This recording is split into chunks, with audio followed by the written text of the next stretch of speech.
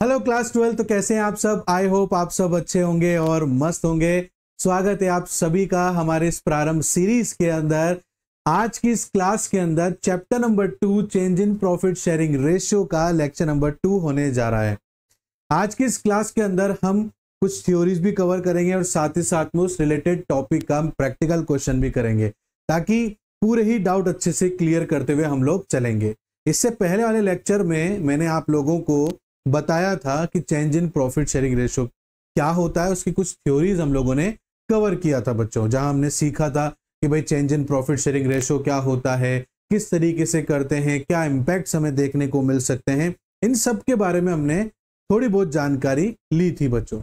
लेकिन आज हम इस क्लास के अंदर थ्योरी के साथ साथ प्रैक्टिकल भी करके देखेंगे, जिससे हमें और अच्छे से पता लगेगा कि change in profit sharing ratio हमारे लिए या आने वाले चैप्टर्स जो एडमिशन, रिटायरमेंट, डिसोल्यूशन के लिए इतना इंपॉर्टेंट क्यों हो जाता है बच्चों। तो चलिए आज इस क्लास को स्टार्ट करते हैं और समझते हैं बेटा। तो देखो बेटा, मैं आज आप लोगों के लिए ये मैंने आपको सब समझा दिया था, gaining partner, sacrificing partner, gaining ratio, है ना, सेक्रीफाइसिंग रेशियो, इन सबके बारे में मैंने आपको समझा दिया था। अब समझते हैं इसके क्वेश्चन के बारे में। ये क्वेश्चन के जरिए समझने की कोशिश करते हैं कि जैसे यहाँ पर ए और बी दो पार्टनर्स हैं बेटा, वो फर्म के अंदर अभी तक तो 2:1 शेयर लेते थे। मैं यहां पर लिखता भी चलता हूं कि ए और बी दो पार्टनर्स हैं, वो 2:1 शेयर लेते हैं बिजनेस के अंदर। उन्होंने 1 अप्रैल 2019 मतलब उन्होंने ये साल खत्म होने के बाद में 2019 के अप्रैल में डिसाइड किया कि वो अपना प्रॉफिट शेयरिंग रेशियो चेंज करेंगे। और चेंज किस रेशियो में करेंगे? इक्वली, कि मतलब दोनों शेयर्स इक्वल रहेंगे, मतलब वो प्रॉफिट जो है इक्वली शेयर करेंगे। कोई 50,000 अगर प्रॉफिट होता है कंपनी का, तो वो 25-25 हजार पे प्रॉफिट बांटेंगे बेटा। अब ये प्रॉफिट शेयरिंग रेशियो चेंज करने से हुआ क्या है, पहले अपन ये समझते हैं, बाद में आगे की अपन कोशिश करेंगे। आगे ये लिख रखा है कि कैलकुलेट करके बताओ कि गेन किसने किया और सेक्रीफाइस किसने किया। ठीक है, तो हम इसके बारे में बाद में बात करेंगे। हम लोग इसको हटा देते हैं और आराम से तसल्ली से इसको समझने की कोशिश करते हैं। ठीक है, देखो बेटा, अब यहां पर हुआ क्या है कि ए और बी ने अपना प्रॉफिट शेयरिंग रेशियो चेंज कर लिया। Is that clear? अब उस इक्वल शेयर से पहले जो बिजनेस का प्रॉफिट शेयरिंग रेशियो था दोनों पार्टनर्स के बीच में, वो 2:1 था। इससे हमें ये पता लग रहा है कि पहले पहले ए को ज्यादा शेयर मिलता था बिजनेस के प्रॉफिट में और बी को कम मिलता था। ठीक है, अब क्या हो रहा है, दोनों को बराबर बराबर मिलेगा। तो इस वजह से देखो, ये पहले वाली सिचुएशन बताता हूं, ये पहले जो है ए को ये मिलता था और बी को ये मिलता था प्रॉफिट में से हिस्सा। ठीक है बच्चों, अब सिचुएशन क्या हो गई है? सिचुएशन ये हो गई है कि दोनों को ही बराबर बराबर मिलने वाला है। इज दैट क्लियर बच्चों? तो यहां पर अगर देखा जाए तो ए को बराबर, मतलब यहां पर ए और बी को बराबर लेने के लिए ए को क्या करना पड़ेगा? अपने प्रॉफिट शेयरिंग रेशियो में से थोड़ा बहुत कम करना पड़ेगा, तभी जाकर यहां पर जो है ए और बी को बराबर शेयर मिल पाएंगे। मतलब पहले जितना ए को प्रॉफिट में हिस्सा मिलता था, अब उतना नहीं मिलेगा, कम मिलेगा। तो कितना कम मिलेगा? ये देखो, ये वाला जो पॉइंट है ये कम मिलेगा बेटा। Is that clear? आगे बात समझ में है? तो यहां पर सीधा सीधा पता लग रहा है कि यहां पर ए सेक्रीफाइस कर रहा है और ए के सेक्रीफाइस करने की वजह से बी को गेन करने का मौका मिल रहा है। बट यहां पर क्या है, हमसे बोला गया है क्वेश्चन में कि कैलकुलेट करके बताओ कि सेक्रीफाइसिंग और गेनिंग रेशियो क्या है। ठीक है, तो हम वो कैलकुलेट करेंगे। बट यहां पर ये पक्का नहीं है बेटा कि सेक्रीफाइस ही होगा सिर्फ या गेन ही होगा सिर्फ, ये पक्का नहीं है। जब भी दो एग्जिस्टिंग पार्टनर आपस में प्रॉफिट शेयरिंग रेशियो चेंज करते हैं, तो पक्का नहीं होता है कि सिर्फ गेन की सिचुएशन क्रिएट होगी या सेक्रीफाइसिंग की रेशियो मतलब सिचुएशन क्रिएट होगी। हाँ, हमें पता लग रहा है कि ए सेक्रीफाइस कर रहा है और बी को गेन करने का मौका मिल रहा है, बट यहां पर कोई स्पेसिफिक सिर्फ गेन ही नहीं हो रहा है या सिर्फ सेक्रीफाइस ही नहीं हो रहा है। तो ऐसे सिचुएशन में हम जो गेन और सेक्रीफाइस का फॉर्मूला जो लिखेंगे बेटा, वो old ratio minus new ratio लिखेंगे बेटा। क्लियर? कोई स्पेसिफिक नहीं निकाल रहे। अगर हम सिर्फ स्पेसिफिकली गेन निकाल रहे होते तो फॉर्मूला हो जाता new ratio minus old ratio, और अगर सिर्फ स्पेसिफिकली सेक्रीफाइस ही कैलकुलेट करते तो old ratio minus new ratio हो जाता बेटा। बट दोनों में से कोई भी हो सकता है, कोई स्पेसिफिक नहीं है, तो सिचुएशन में आप always old ratio minus new ratio ही लिखना बेटा। Is that clear? बात समझ में आ गई? चलो अच्छी बात है अगर बात समझ में आ गई है। तो यहां मैंने आपको समझाने की कोशिश करी कि देखो ए को अपने हिस्से में से कम करना पड़ेगा, तब जाकर ये नई करंट सिचुएशन में इक्वल सिचुएशंस ले पाएंगे। इज दैट क्लियर बच्चों? यहां तक बात समझ में आई आप लोगों को? चलो अब देखो अपन कैलकुलेट करते हैं। पहले ए का देखते हैं कि भाई ए गेन कर रहा है कि सेक्रीफाइस कर रहा है, अब कंफर्म हो जाएगा। पहले ए को 2/3 2 + 1 करेंगे तो 3 आ जाएगा, माइनस अब कितना मिल रहा है 1 1 + 1 2 हो गया। एलसीएम बेटा हम ले लेंगे इसमें 6, 3 की टेबल में 6 2 बार 2 2 जा 4 माइनस 2 की टेबल में 6 3 बार 3 1 जा 3 बेटा। ठीक है, अब पहले ये देखो ओल्ड रेशियो तो ये हो गया, न्यू रेशियो ये हो गया, ठीक है ना। अब पहले ए को 4 रुपीज मिलते थे प्रॉफिट का, अब उसको 3 रुपीज मिल रहा है, मतलब कम हो गया। कितने से कम हुआ? 4 - 3 मतलब 1/6 से ये क्या कर रहा है? सैक्रिफाइस कर रहा है। क्या कर रहा है बेटा? सैक्रिफाइस। देखो ना आप पहले 4 रुपए मिलते थे, अब 3 रुपीज मिल रहे हैं, उसको कम हो गया है।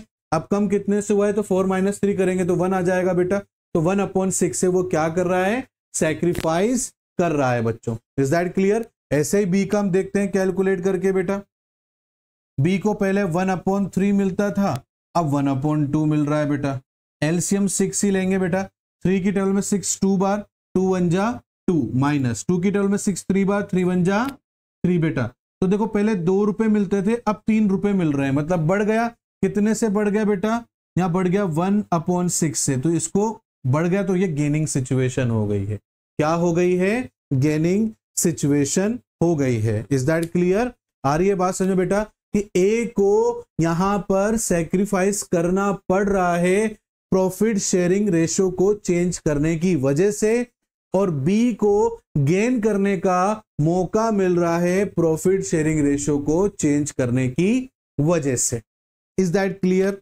आ रही है बात समझ में बेटा आप लोगों को? चलो अच्छी बात है, अगर बात आपको समझ में आ रही है तो एक लाइक जरूर बनता है मेरे लिए, ठीक है ना। आगे देखो बेटा, अब सवाल ये होता है कि सर हम सैक्रिफाइसिंग और गेनिंग रेशियो को कैलकुलेट क्यों करते हैं? आई बात समझ में?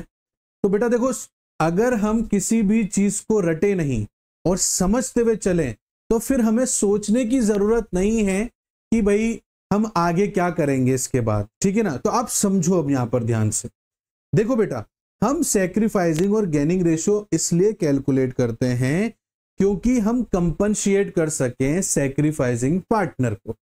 अब आप बोलोगे सर जरूरत क्या है सैक्रिफाइसिंग पार्टनर को कंपनशिएट करने के लिए? वो उसका भी बिजनेस है, इसका भी बिजनेस है, क्यों कंपनशिएट करें? तो देखो बेटा, सीधी सीधी सी बात है, अगर आप और मैं मिलकर बिजनेस कर रहे हैं और बिजनेस के अंदर आपका पैसा मेरे कंपैरिजन में ज्यादा लगा हुआ है, इट मींस आपके पैसे का ज्यादा कंट्रीब्यूशन है, ठीक है, बिजनेस को रन करने में, बिजनेस की गुडविल क्रिएट करने में। अभी गुडविल क्या होती है उस पर भी मैं आता हूं बेटा, बट अभी आप नाम के लिए समझो गुडविल के लिए। तो आपके पैसे ने ज्यादा स्ट्रगल किया, मेरे पैसे ने भी करा, बट आपके पैसे का, आपका जो अमाउंट था वो ज्यादा था, तो ज्यादा स्ट्रगल आपके पैसे ने किया, मेरे पैसे ने कम किया, उस वजह से एक बिजनेस अच्छा क्रिएट हो गया। अब आप उसमें एडिशनल पैसा इसलिए ला रहे हो क्योंकि आपको नजर आ गया कि यार बिजनेस चल पड़ा, अब प्रॉफिट बढ़ेगा, तो एक काम करता हूं मैं भी अब जो है इसमें और पैसा डाल देता हूं ताकि बराबर प्रॉफिट मिल जाएगा। आपने उस टाइम तो नहीं डाला जब बिजनेस स्ट्रगल कर रहा था, जब ज्यादा रिस्क था। अगर कल उस टाइम पे बिजनेस डूब जाता तो सबसे ज्यादा नुकसान किसे होता? आपको होता, मेरे को थोड़ी होता, क्योंकि मैंने तो कम डाला है पैसा, ठीक है ना। अब मुझे दिख रहा है कि यार बिजनेस को 4-5 साल हो गए हैं और काफी अच्छी ग्रोथ पकड़ ली है इस बिजनेस ने, तो चलो मैं भी इसमें अपना बराबर का हिस्सा डाल देता हूं ताकि मैं आप लोगों से बराबर का प्रॉफिट ले सकूं। तो उस टाइम क्यों नहीं डाला मैंने? आती, देखो सबके मन में बात आती है। तो आज आप मुझसे ये कहना चाह रहे हो कि सर उस टाइम पर जब मैंने पैसा डाला था ज्यादा रिस्क था, पैसा डूब जाता, मेरा पैसा ज्यादा डूबता, आपका कम डूबता, ठीक है ना। अब बिजनेस अच्छा पैसा कमा रहा है तो अब आप पैसा लगाओगे हमारे बराबर, ठीक है ना, तो आपके पैसे को इतना स्ट्रगल नहीं करना पड़ेगा और प्रॉफिट आपको मिलने लग जाएगा फर्स्ट डे से। तो हमारे जो पैसा इतना साल तक स्ट्रगल करता रहा ज्यादा अमाउंट में, तो उसके लिए इतना कंपनसेशन तो बनता है कि जितना हम आपको अब प्रॉफिट देंगे उसमें जितना हम हमारे प्रॉफिट में सेक्रीफाइस करेंगे उसका कंपनसेशन बनता है। इसीलिए कंपनसेशन देने के लिए हमें सेक्रीफाइसिंग रेशियो और गेनिंग रेशियो कैलकुलेट करना पड़ता है।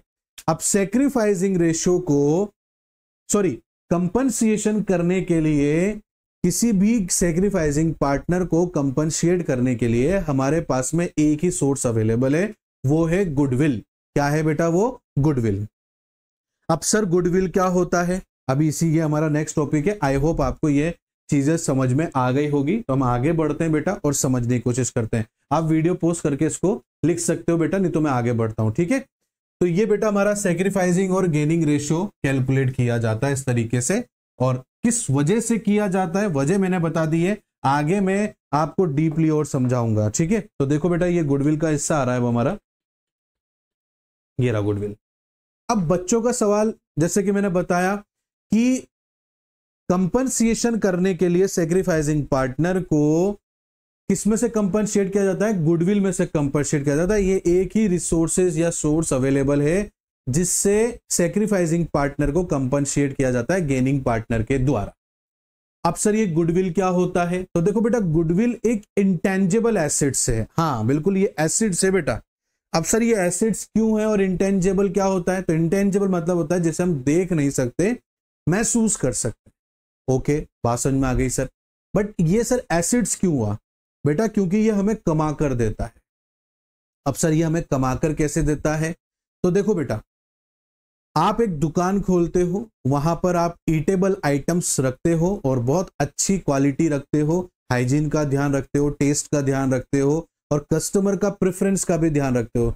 जिस वजह से स्टार्टिंग में जब आपने बिजनेस खोला तो जैसे जैसे लोगों को पता लगा, आपके प्रोडक्ट ट्राई करे तो अच्छे लगे, तो वो बार बार आप ही की शॉप पर आके वो प्रोडक्ट परचेस करते हैं जो भी आप बेचते हो। कस्टमर बार बार लौट कर अगर आपकी दुकान में आ रहा है, इट मींस आपकी मार्केट में गुडविल क्रिएट हो रही है कि यार उनके यहाँ का प्रोडक्ट परचेस करेंगे, वहां का प्रोडक्ट की क्वालिटी बहुत अच्छी है, तो कस्टमर बार बार में लौट कर आ रहा है।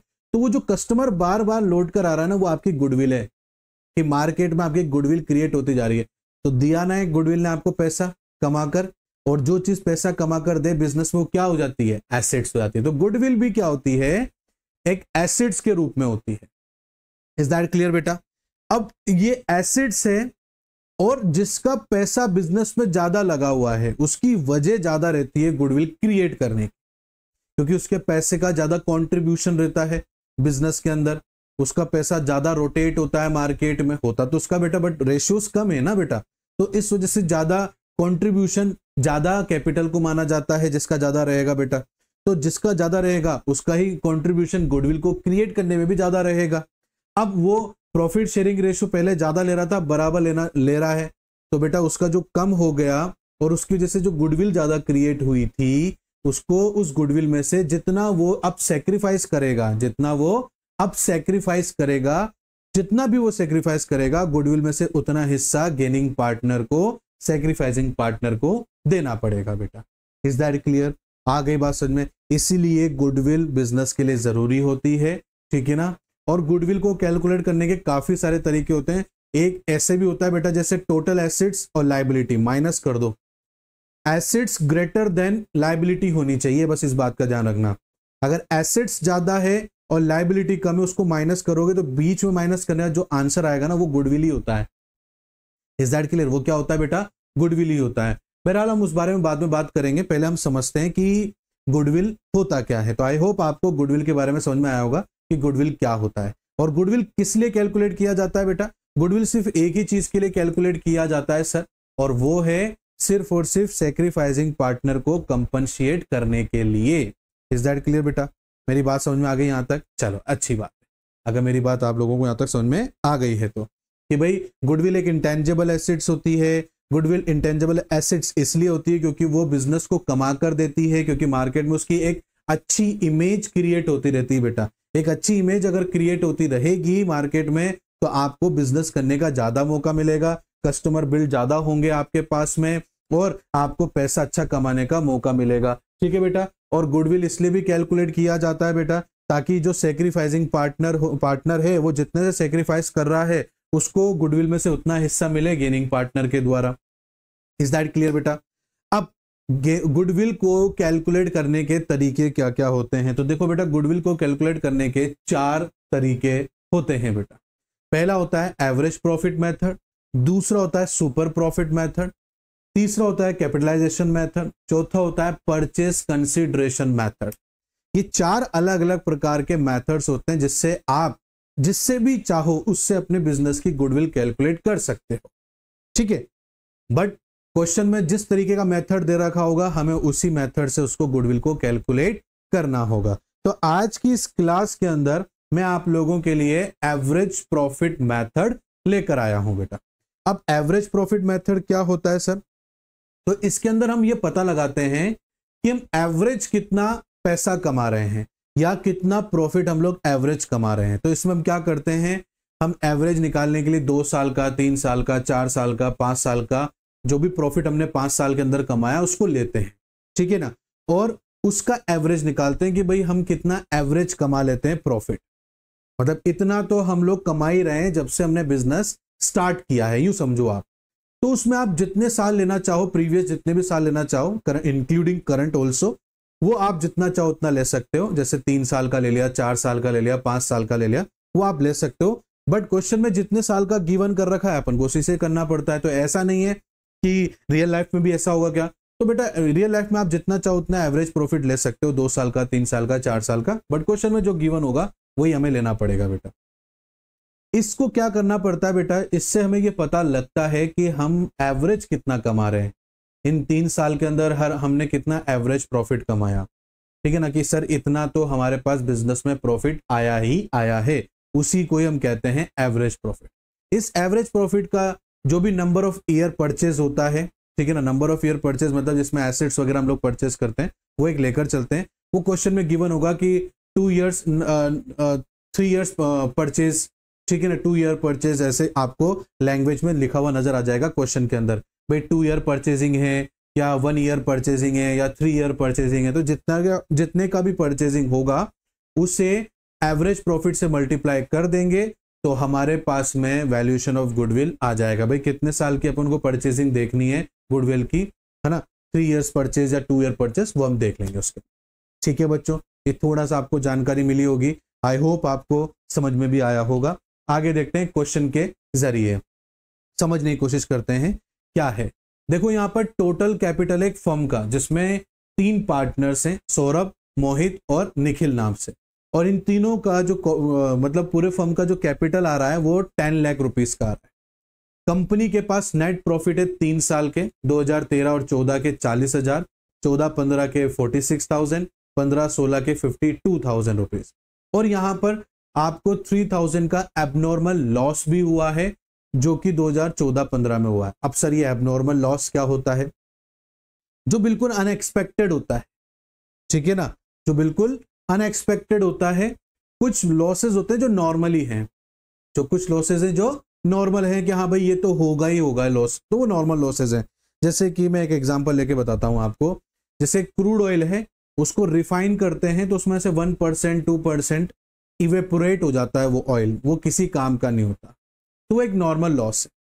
बट मशीन की खराबी की वजह से ज्यादा ऑयल वेस्ट हो गया, तो जितना ज्यादा ऑयल वेस्ट हुआ है नॉर्मल लॉस से जितना ज्यादा लॉस, जितना वेस्ट हुआ है वो एबनॉर्मल लॉस होता है बेटा। अब एबनॉर्मल लॉस में आपको और अच्छे से समझाऊं, जैसे चोरी हो जाना, अर्थक्वेक आ गया तो उस वजह से आपका माल डिस्ट्रॉय हो गया, अचानक से आग लग गई, ठीक है ना, तो ये एबनॉर्मल लॉस होते हैं जो अनएक्सपेक्टेड होते हैं, ठीक है ना। अब एबनॉर्मल लॉस को क्या करते हैं, हमेशा प्रॉफिट में ऐड किया जाता है बेटा। क्या किया जाता है? ऐड किया जाता है, ये बात ध्यान रखना। और एबनॉर्मल प्रॉफिट को हमेशा प्रॉफिट में से लेस किया जाता है। Is that clear? तो यहाँ पर 14-15 में आपको 3,000 रुपए का एबनॉर्मल लॉस हुआ है। आपको 2 ईयर, देखो लिख रखा है ना, goodwill of the firm was to be valued, कितने साल की आपको गुडविल बतानी है? 2 ईयर परचेज की आपको वैल्यू ऑफ प्रॉफिट गुडविल बतानी बेटा एवरेज प्रॉफिट से, और एवरेज प्रॉफिट आपके पास में कितने साल का दे रखा है, 3 साल का आपको दे रखा है बेटा। ठीक है, तो सबसे पहले हम टोटल प्रॉफिट कैलकुलेट करते हैं बेटा कि टोटल प्रॉफिट इन 3 साल में कितना है। तो 2013 और 2014 में हमारे पास जो प्रॉफिट था वो था 40,000 रुपीज का बेटा। उसके बाद में 2014 से लेकर 2015 में हमारे पास में जो प्रॉफिट हुआ वो 46,000 रुपीज का हुआ। उसके बाद में 2015 से 2016 में आपका जो प्रॉफिट हुआ वो 52,000 रुपीज हुआ बेटा। Is that clear? बात समझ में आ गई? आ रही बात समझ में बेटा आप लोगों को? अब देखो 2014-15 में आपको लॉस हुआ है एबनॉर्मल, तो एबनॉर्मल लॉस इसमें ऐड किया जाएगा बेटा। ठीक है ना, तो ये आपका 49,000 रुपीज हो जाएगा बेटा। ये क्या है आपका एबनॉर्मल लॉस। ठीक है बेटा, आगे बात समझ में आपको? तो हमारे पास अब 3 साल का जो टोटल प्रॉफिट है वो कितना आया बेटा, वो हम देख लेते हैं यहां पर। तो हमारे पास में 3 साल का एबनॉर्मल प्रॉफिट आया 40,000 फर्स्ट ईयर का, 49,000 रुपीज सेकेंड ईयर का और 52,000 रुपीज थर्ड ईयर का। तो हमारे पास में टोटल प्रॉफिट आया 1,41,000 रुपीज। कितना है बेटा? 1,41,000 रुपीज। Is that clear? अब इसका हम एवरेज निकालेंगे बेटा, एवरेज प्रॉफिट। तो एवरेज प्रॉफिट कैसे निकलेगा? 1,41,000 रुपीज। और कितने साल का निकाल रहे हैं बेटा? 1, 2 और 3 साल, 3 इयर्स का। तो 3 ईयर्स इसको हम डिवाइड कर देंगे बेटा। तो इसको डिवाइडेड बाय 3 किया हम लोगों ने, तो हमारे पास में 47,000 रुपीज आया। कितना है बेटा? 47,000 रुपीज। ये हमारे पास एवरेज प्रॉफिट आ गया। अब एवरेज प्रॉफिट मेथड के अकॉर्डिंगली, किस मेथड के अकॉर्डिंगली? एवरेज प्रॉफिट मेथड के अकॉर्डिंग गुडविल का जो फॉर्मूला होता है बेटा, वो गुडविल कैलकुलेट करने का जो फॉर्मूला होता है वो क्या होता है बेटा? Average profit into number of year purchased. ठीक है, तो एवरेज प्रॉफिट हमारे पास 47,000 रुपीज है। Number of year purchase question में लिख रखा है, देखो goodwill of the firm was to be valued at 2 year purchase. हमें किसके अकॉर्डिंगली गुडविल बतानी है? कितने ईयर्स के अकॉर्डिंगली बतानी है? तो 2 ईयर्स के अकॉर्डिंगली बतानी है। तो हम इसको 2 ईयर्स से मल्टीप्लाई कर देंगे, तो जो फर्म है फर्म की गुडविल आ जाएगी बेटा, तो इंटू 2 कर देंगे, तो 94,000 रुपीज हमारे पास में आ गया है। इज दैट क्लियर बच्चों? बात समझ में आ गई आप लोगों को? तो ये इस तरीके से हमें जो है यहां पर एवरेज प्रॉफिट मेथड से गुडविल को कैलकुलेट करना है। तो यहां मैंने आपको समझाया कि सैक्रिफाइसिंग और गेनिंग रेशियोज कैसे निकालते हैं। ठीक है ना, यहां मैंने समझाया आपको कि गुडविल क्या होता है। गुडविल एक इंटेंजिबल एसेट्स होती है बेटा, ये मैंने आपको समझाया इसके अंदर। ठीक है ना, गुडविल के अंदर कितने मेथड्स होते हैं? मैंने आपको 4 मेथड्स बताए। उसमें से पहला मेथड हम लोगों ने लिया जिसका नाम है एवरेज प्रॉफिट मेथड बेटा। इसके अंदर क्या होता है, आप जितने भी साल का एवरेज लेना चाहें प्रीवियस ईयर का, वो लेकर आप एवरेज प्रॉफिट निकाल सकते हैं, और नंबर ईयर ऑफ परचेज से आप उसको मल्टीप्लाई करेंगे, तो एवरेज प्रॉफिट मेथड से इस तरीके से आप कैलकुलेट करोगे। इसमें फॉर्मूला क्या होता है गुडविल कैलकुलेट करने का? एवरेज प्रॉफिट मेथड में average profit into number of year purchase. Number of year purchase क्या होता है सर? हमें कितने साल के अकॉर्डिंगली गुडविल बतानी है भाई, 2 ईयर्स 1 ईयर्स, कितने साल के अकॉर्डिंगली बतानी है? तो हमने 2 ईयर्स के हिसाब से बतानी थी। ये क्वेश्चन में गिवन होगा, और इफ इन केस अगर क्वेश्चन में गिवन नहीं है कि नंबर ऑफ ईयर परचेज कितना दे रखा है, क्वेश्चन में है ही नहीं, तो ये जो एवरेज प्रॉफिट होगा ना, यही हम जो है हमारा क्या मान लेंगे बेटा? गुडविल मान लेंगे। अगर नहीं गिवन है, अब नहीं गिवन है तो क्या करोगे बेटा? कुछ नहीं कर सकते। तो जो एवरेज प्रॉफिट होगा वही फर्म का गुडविल हो जाएगा, इफ इन केस अगर आपके पास number of year purchase given नहीं है तो। और जितने ईयर का नंबर ऑफ ईयर परचेज आपके पास गिवन है, 2 का 3 का या 1 का, जो भी गिवन है उससे मल्टीप्लाई करके ही आपको दिखाना है, तब जाके आपके पास गुडविल आएगी बच्चों। आई होप आप लोगों को अच्छे से समझ में आया होगा। फिर भी कोई डाउट आता है बेटा तो कमेंट बॉक्स में जरूर पूछा करो, हम आपको जरूर रिप्लाई करेंगे बेटा। और हाँ, अगर आज की क्लास अच्छी लगी बेटा तो रिक्वेस्ट है प्लीज कमेंट बॉक्स में जरूर बताया करो और लाइक जरूर करना बेटा। अपने बाकी सभी दोस्तों के साथ में भी शेयर करो और सब्सक्राइब करना और बेल आइकन को प्रेस करना बिल्कुल मत भूलना बेटा। मिलता हूं नेक्स्ट क्लास में, तब तक के लिए thank you and bye bye बच्चों।